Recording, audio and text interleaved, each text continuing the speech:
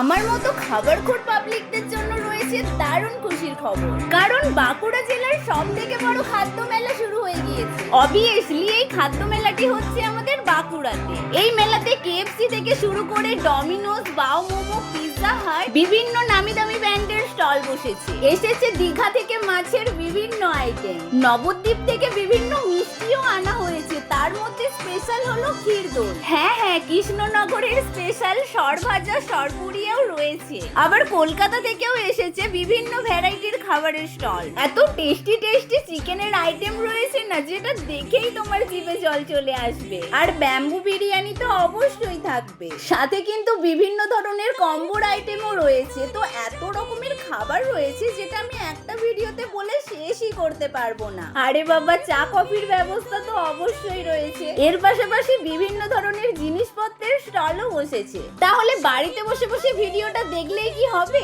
তাড়াতাড়ি চলে এসো আমাদের বাঁকুড়ার আহারে বাহারে খাদ্য মেলায়। এই মেলাটি সম্পূর্ণ অনুষ্ঠিত হচ্ছে বাঁকুড়ার রবীন্দ্র ভবনের একদম পাশে। আর জেনে নাও, মেলাটি শুরু হয়েছে জানুয়ারি মাসের 2 তারিখ থেকে আর 6 তারিখ পর্যন্তই থাকবে। তাহলে এই মেলাতে যার সাথে ঘুরতে আসবে ভাবছো, তাকে ভিডিওটা তাড়াতাড়ি শেয়ার করে দাও।